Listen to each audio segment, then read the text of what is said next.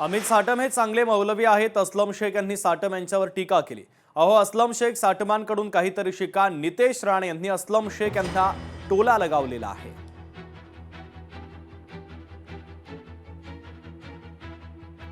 तर असलम शेख यांनी साटम यांच्यावर टीका केली होती आणि त्यानंतर अहो, असलम शेख साटम यांच्याकडनं काहीतरी शिका। नितेश राणे यांनी असलम शेख यांना टोला लगावलेला आहे। अमित साटम जे आहेत हे चांगले मौलवी सारखे आहेत। आम्हाला जेवढा धर्माचा माहित आहे त्याच्यापेक्षा 2 पट त्यांना जास्त माहित आहे। त्यांना कलमा माहित आहे, त्यांना टोपी कशी घालायचं ते माहित, त्यांना नमाज कसा पढता हे चांगलं आहे। हा देशचा कल्चर आहे। पण अमित साटमजीला अगर कलमा माहिती आहे, कुराण माहिती आहे, तर तेवढी माहिती थोडं चुकून असलम शेखने पण ठेवली असती तर त्याच्या मालवणीला मिनी पाकिस्तान बनवलं नसतं। तर तुम्ही पण भगवद्गीता वाचायला सुरू करा। जिहाद करण्याचं थोडं तुमच्या मालवणीमध्ये थोडं कमी होईल, म्हणून थोडं आमच्या अमित साटमजींकडून काहीतरी शिका असं मी असलम शेखना सांगेन। जेणेकरून मालवणीमध्ये पण हे जे काही जिहादी आणि बांगलादेशाचे रोहिंगे जे हिरवे साप वाढत चाललेले आहेत ना, ते थोडं कमी होतील।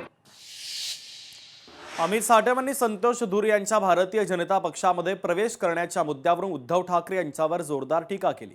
साटम यांच्या म्हणण्यानुसार उद्धव ठाकरे यांना चंगेज मुलतानी, हारून खान आणि असलम शेख यांच्यासारखे काही विशिष्ट व्यक्ती मान्य आहेत, परंतु संतोष धुरी आणि संदीप देशपांडे हे त्यांना मान्य नाहीत, असं अमित साटम यांनी म्हटलेलं आहे। उद्धव मामूंना असलम शेख चालतो, परंतु आमचा कोकणी मालवणी संतोष धुरी हा उद्धव मामूंना अजिबात चालत नाही आणि मराठमोळा संदीप देशपांडे हाही उद्धव मामूंना अजिबात चालत नाही। त्यामुळे शेख चालेल, खान चालेल, पण देशपांडे आणि धुरी चालणार नाहीत। अशा प्रकारे उद्धवजींपासून उद्धव मामूंपर्यंत यांचा हा जो प्रवास झालेला आहे आणि आंतरराष्ट्रीय दर्जाच्या कटकारस्थानामध्ये हे भागीदार झालेले आहेत। स्वतःचं संपलेलं राजकारण पुन्हा एकदा जिवंत करण्याकरता देशविरोधी, आतंकवादी, जिहादी अशा प्रकारच्या शक्तींबरोबर उद्धव ठाकरेंनी हात मिळवणी केलेली आहे। लोकशाही मराठी ऐका, पहा, जागरूक रहा।